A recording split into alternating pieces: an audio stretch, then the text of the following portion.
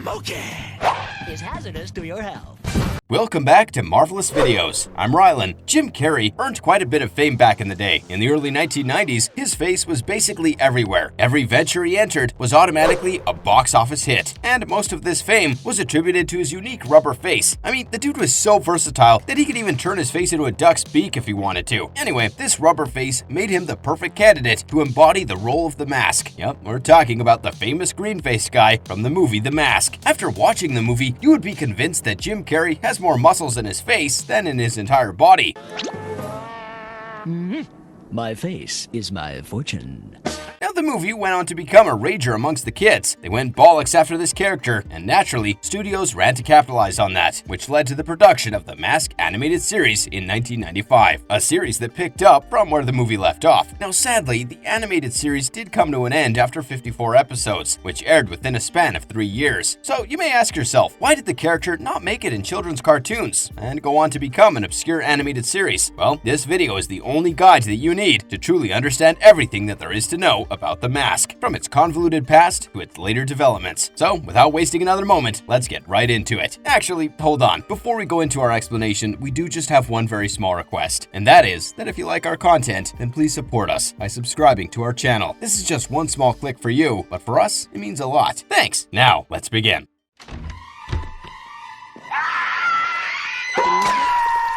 How did the idea of the Mask come into existence? Now, many of you know this character from the Jim Carrey movies, but the Mask was originally created by Mike Richardson, the visionary behind Darkhorse comics. He initially named the character Big Head, and then presented his ideas to Mark Badger, a comics writer and illustrator who began writing a strip called Mask with a Q for Darkhorse Present. However, Richardson was not entirely satisfied with the direction that Badger was taking the character towards. Consequently, he entrusted the character to artist Chris Warner for a creative overhaul. It was during this period that writer John Arcudi and artist Doug Mahnke collaborated to develop the comics that truly set the Mask on its course. Eventually, the Mask became more than just a comic, a fascinating journey that spanned across different demographics and eras. So, this iconic character, initially known as Big Head for obvious reasons, emerged in 1982, a time quite distinct from the 90s era that later embraced it on the screens. In its early inception, the character of the Mask was a manic blend of Tex Avery cartoons and the Terminator, characterized by an absurdly wide grin with teeth that rivaled the size of his eyeballs. The 1980s provided the perfect backdrop for the Mask's debut, as it embraced the hardcore violence, drug culture, and rock and roll of the era. One of the comic's core attractions was its unapologetic violence, which was a direct reflection of the gritty times that it was born into. However, what truly set the Mask apart was its unique ability to amplify the emotions and actions of its wearer to an absurd degree, resulting in wild and unpredictable adventures. Moreover, as the Mask magnified personalities, it filled its users with iconic pop culture references and broke the fourth wall with a barrage of jokes, even in the comics, adding an extra layer of complexity to the character. Remarkably, individuals wearing the Mask could endure seemingly lethal injuries and bounce back unscathed, essentially becoming living, breathing cartoon characters. In many ways, this made them early precursors to characters like Deadpool, who share a penchant for breaking the fourth wall and surviving outrageous situations. One cannot help but wonder why there has never been a death battle or a comparative analysis between these fourth wall breaking jokers, given their similar traits and all. It really is a missed opportunity when you think about the pop culture analysis point of view, especially considering how both characters redefine the boundaries of comic book storytelling. However, the 90s brought about a significant cultural shift. With the decline of violent PG-rated films and the success of comic book movies like Richard Donner's Superman and Tim Burton's Batman series, studios began exploring comic book adaptations. Yet, bringing the Mask to life on the big screen presented technical challenges, as the CGI technology was still in its infancy. Although movies like Terminator 2 Judgment Day showcased some impressive CGI, it was not until Jurassic Park that studios fully realized the full potential of this technology. Now, during this era, a Canadian actor became seemingly famous for his elastic cartoony performances and his out-of-the-box mimicry in his stand-up acts. Yep, we are of course referring to the one and only Jim Carrey, whose versatility was unmatched, to the point that probably nobody else could embody the extremities of the comic version as him. So, naturally, being the perfect fit, Jim was cast as the lead in the live-action adaptation of The Mask. The film film, while retaining elements of the comic's adult humor, shifted its tone and level of darkness to align with the era's changing rating system, and the result was a softer, more comedy-oriented approach that didn't really dive into the original comic's grit. Interestingly enough, early conceptual ideas that were released for Carrey's portrayal of the Mask appeared to be far more menacing and disturbing than the final product. Nonetheless, the Mask movie was a massive success, propelling Jim Carrey to the pinnacle of his career. But the story of the Mask didn't end there. It diverged into various directions, including an ill-fated attempt at a sequel with Jim Carrey and the notorious failure that was Son of the Mask. But never mind about that, because we're not going to talk about it. So, much like many cartoons of the time, the Mask animated series was created to capitalize on the success of the film adaptation, and Mike Richardson was involved as an executive producer for the cartoon. The development and story editing of the series were overseen by Mary Eisenberg, who had previously worked on projects like Jackie Chan Adventures and Men in Black the animated series. Julie Murphy is the only director listed on IMDb, with credit for 16 episodes. However, it is worth noting that there are more episodes in the series than the credited 16, and that not every episode has a directorial credit documented. The creative journey of the Mask character involves multiple hands and phases, resulting in a character that has left an enduring mark on the world of comics and later on the big screen.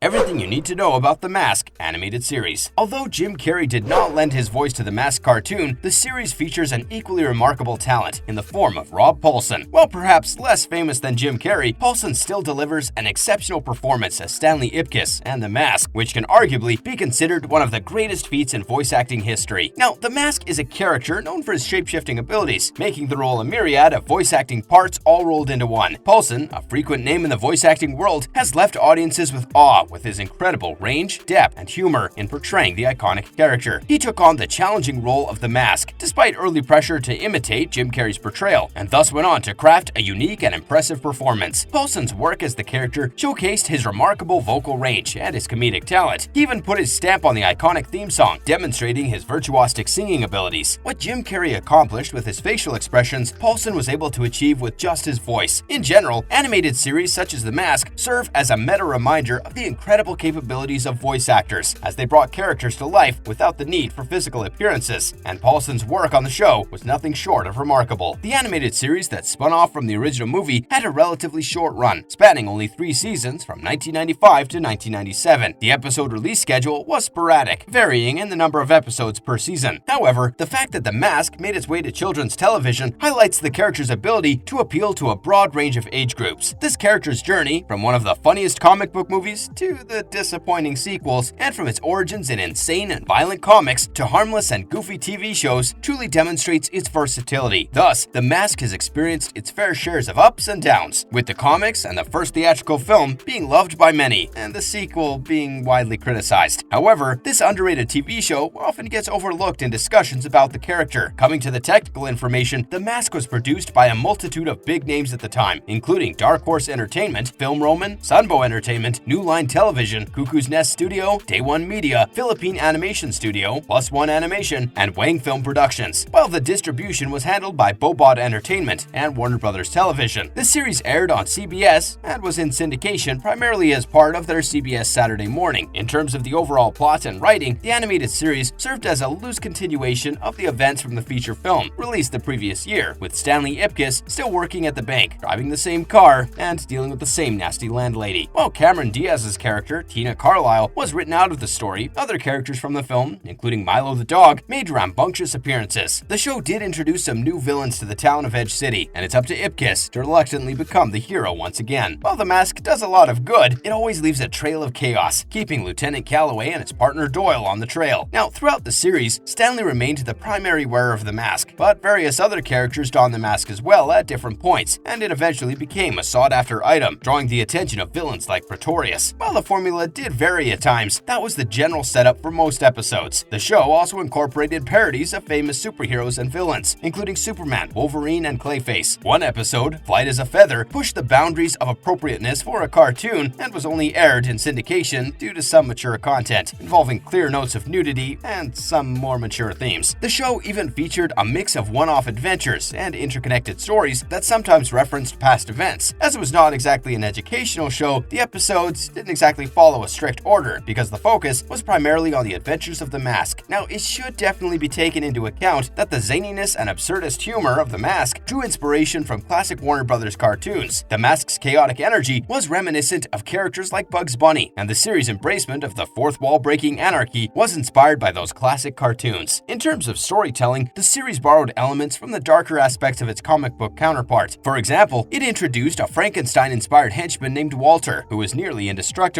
In this adaptation, the main antagonist guiding Walter was Pretorius, a mad scientist of sorts. This differed from the original comics, where Walter worked as a gangster. Over time, both the comic books and the television series took Walter's character in different directions, sometimes aligning him with his master, and other times sending him off on independent adventures. Despite these differences, the show occasionally referenced its origins, and even made nods to other comic book characters as well. However, the majority of the antagonists that the Mask faced off against were one-off villains, with only a few recurring adversaries making appearances. Despite being set in the supposedly realistic town of Edge City, the animated series often veered into the realm of Tex Avery-style humor and frequently disregarded the laws of reality. This whimsical approach to storytelling allowed for some memorable and rather unconventional episodes. For instance, in one of the episodes, the series featured the Goofalotatots, a playful parody of the Animaniacs, treating them as if they were naturally alive, blurring the lines between fiction and reality. Another episode had the Mask suddenly becoming the personal assistant of the President of the United States, a role handed to him with very little explanation. Notably, these episodes were written by John Arcudi, as a departure from his usual writing style. Plus, the portrayal of police officers in the series also leaned heavily into absurdity, depicting them as clueless and often unable to recognize obvious clues, adding to the overall comedic tone, of course. Continuing from the film, the series frequently showcased the Mask's visits to the Coco Bongo, a fictional, glamorous nightclub reminiscent of the Coca Cabana in New York City. The destruction of the Coco Bongo in the episode A Comedy of Eras has a profound impact on the Mask, sparking his determination to defeat the antagonist responsible. One notable highlight of the series was a two-part crossover event with another animated series based on a Jim Carrey film, Ace Ventura: Pet Detective. Now, all Jim Carrey films were made with the ultimate rager back then, and a crossover between two animated series based on his films was the true icing on the cake move. This crossover aired on August 30th, 1997, and began with the Mask episode The Ace Man Cometh, concluding with the Ace Ventura episode Have Mask Will Travel. At the time of the original airing, Ace Ventura: Pet Detective, this crossover also served as both the series finale of The Mask and the second season finale of Ace Ventura. In Have Mask Will Travel, the storyline saw Stanley catching up to Ace in Miami, just as Ace was recruited to solve a case on a space station. This led to Stanley becoming the Mask and joining Ace in the investigation, resulting in a comedic and action-packed adventure that concluded the series on a rather unconventional note. The Mask is gonna paint the town tonight!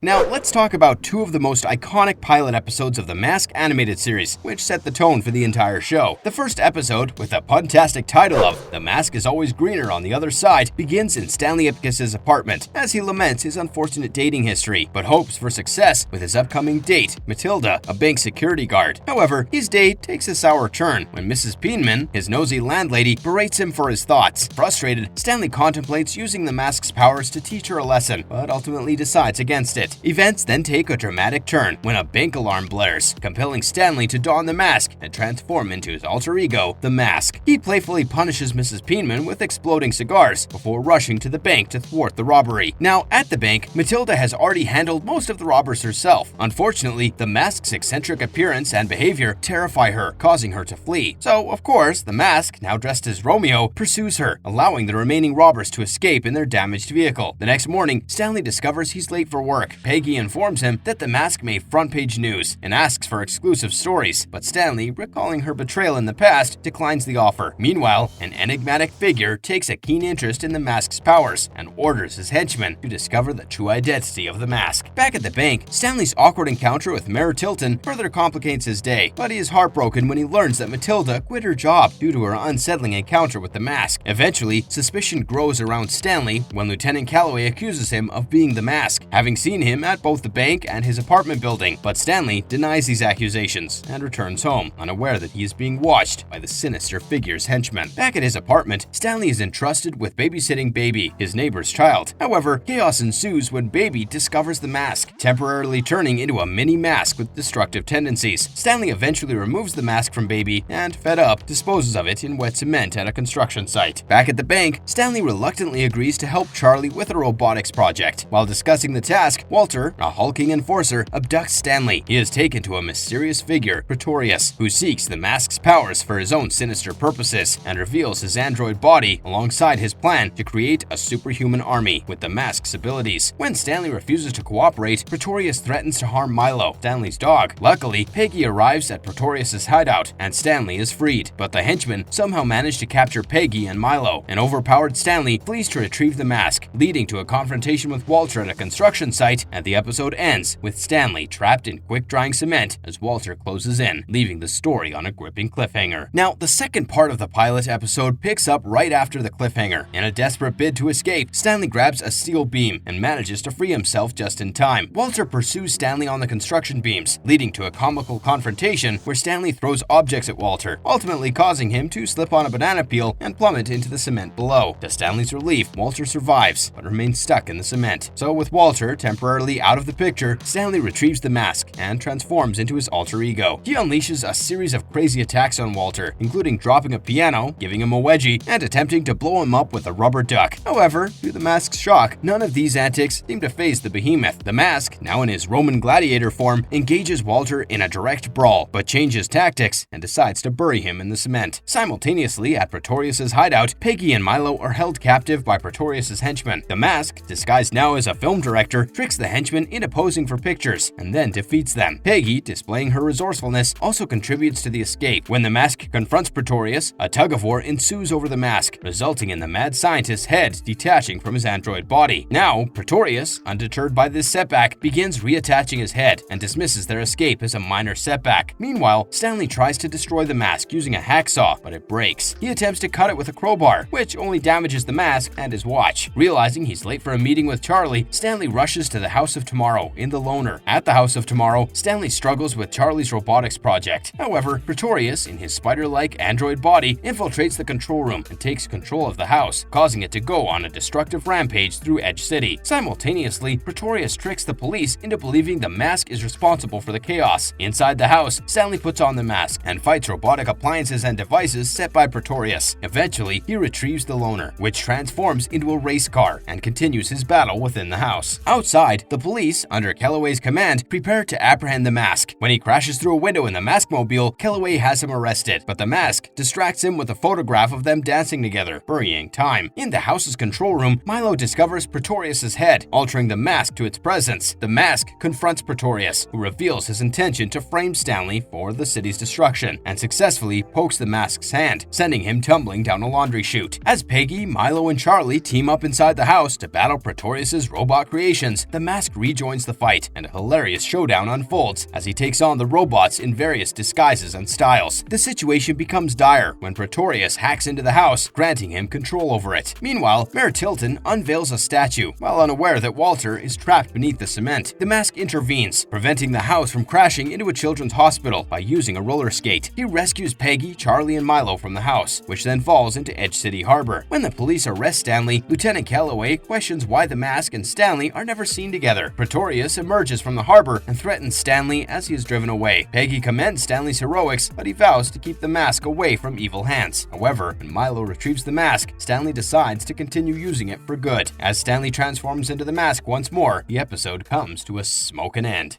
This is a job for Buzzsaw Headman!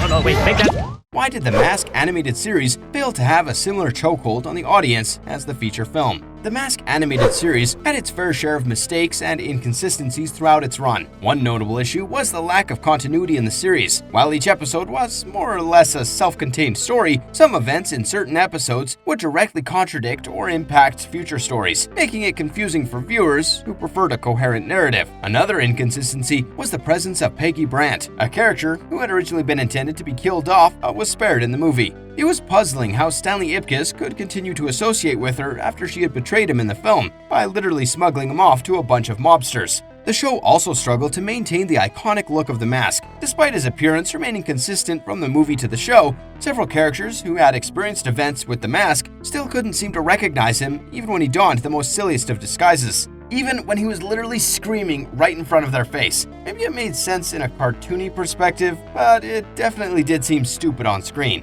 Another weird thing was how the series occasionally repeated scenes, leading to a sense of déjà vu for viewers. These repetitions may have been due to budget constraints or oversight by the writers, but they nonetheless contributed to an overall feeling of inconsistency. Additionally, the show also featured some lackluster episodes, such as a flashback episode that revisited previous storylines or relied heavily on recycled material. These episodes felt like one-time watches and didn't really contribute much to the overall narrative. The Mask animated series also had its controversial moments as well, particularly in Season 2. Some episodes featured questionable content, including some repeated scenes and the depiction of some, shall we say, potentially objectionable situations, such as the characters being judged in the afterlife. One notable banned episode raised eyebrows due to its suggestive content, which was deemed inappropriate for a children's show. While it didn't contain any graphic nudity or anything, it still pushed the boundaries of what was acceptable for a younger audience. Lastly, as we discussed before, the series concluded with a crossover episode with Ace Ventura. While this was, albeit unique, it did leave The Mask without a satisfying conclusion. The overall lack of closure disappointed viewers, who were hoping for more of a definitive ending.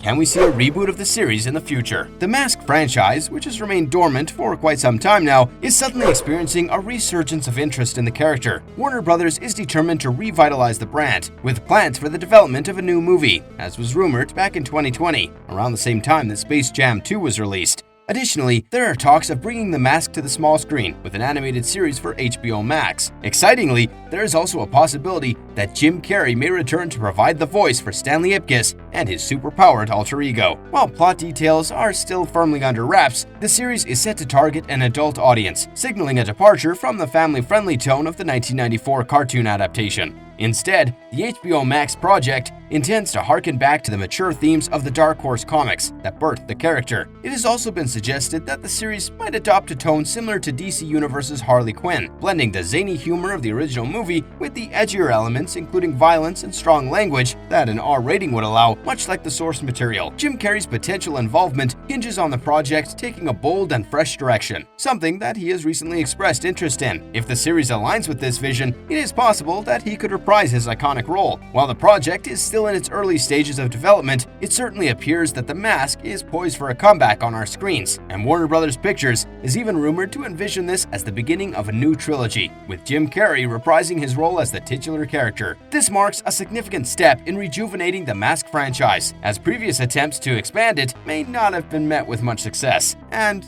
come on, having Jim Carrey back in the mix would be a crucial factor in its potential revival. But all these rumors were buzzing loud back in 2020, and currently in the Fandom Idea wiki page, the name of Bill Hader has been listed as the voice for Stanley Ipkiss and The Mask, although the premise of the series has remained the same. That being said, we can only hope that the world is gifted with Jim Carrey making a comeback as The Mask, or at least an animated film, if not for the entire series.